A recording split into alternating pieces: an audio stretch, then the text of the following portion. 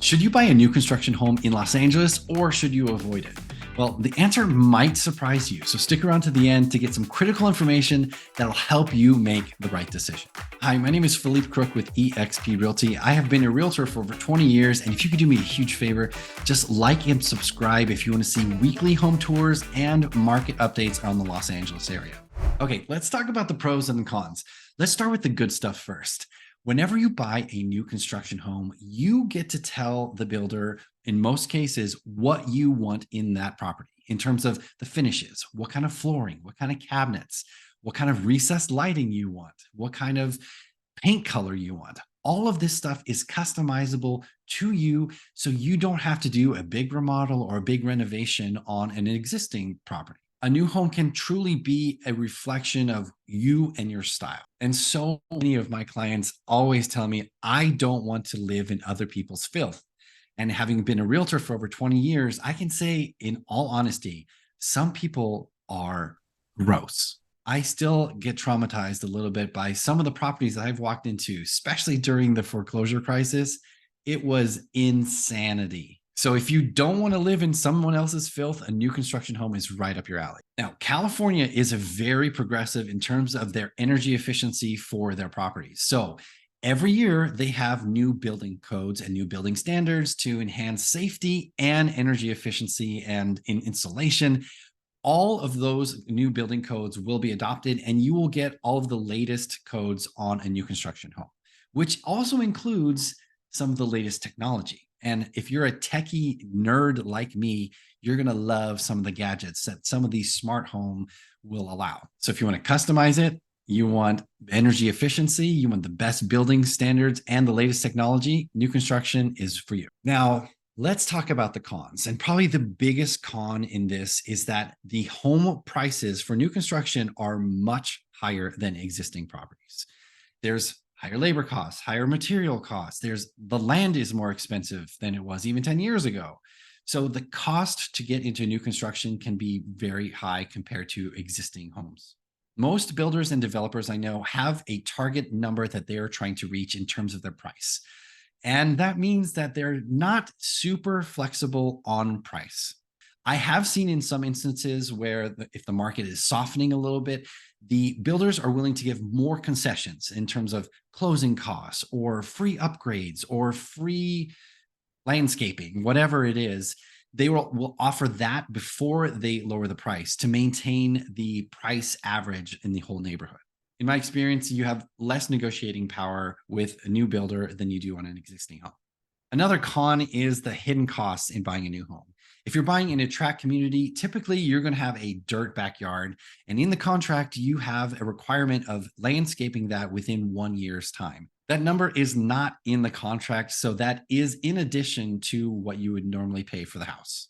And as with any mass-produced product, you are going to have a little less charm and a little less character because most of the properties will be very similar to what you're purchasing. If you don't care about that, then this is not a negative at all. All right, let's talk about location and neighborhood information. So in Los Angeles, I did a search on the multiple listing service for properties that were built in 2023. And in LA County, where there's 10 million people, there were 519 new construction homes on the MLS as of right now. So as you can see, there are not a lot of properties available that are new construction for the LA County. So as you can see from this chart, the median sales price for a new construction home is $1.799 million. It's a 2,600 square foot median square footage price, and the median price per square foot is 716. So depending on what type of new construction home you're looking for, depending on if it's a custom home or if it's more of a tract home, it really depends on where you look. In the city of Los Angeles, there's not a lot of vacant land for us to develop a big, huge subdivision. So in the city of LA, you're going to see a lot of 1, 2, 3 homes in it on a lot. You might see 10. But if you want to get into a tract home where things are a little bit cheaper and more of a production style home, then you're going to probably look a little bit further out into the outskirts of Los Angeles, like Santa Clarita or San Dimas. Those areas have a little bit more land, and some of the developers are building big communities out there. Keep in mind, when you are looking at new construction, you want to be cognizant of what the infrastructure is around the property. Does it have a grocery store? Is there a school nearby? Do you have shopping? Do you have easy access to freeways? Is there going to be a new freeway driving right through the neighborhood? All of these things are considerations that you need to keep in mind when you're looking at new construction home. You don't want to get into a situation where you need a specific amenity and the infrastructure is not there for it yet. So just keep that in mind when you're looking in areas and locations for new homes here. Now let's talk about the reputation and research that you need to do for the builder. So typically you'll have either small developers who will do 5, 10, 20 homes a year. And then you have big national or regional builders who will build hundreds of homes in a subdivision. When you're looking at purchasing a property from a developer or from a builder, it's really important to understand what their reputation is. I have a client who, before she met me, she purchased a home directly from a developer. Well, there was some major construction issues on that property, and she ended up having to sue the developer, and she actually won. The developer was forced to buy back her property, and then she was able to move on. But obviously, she didn't know that the builder had a reputation of shoddily construction. So it is really important when you're looking at a developer, make sure you look at their past projects.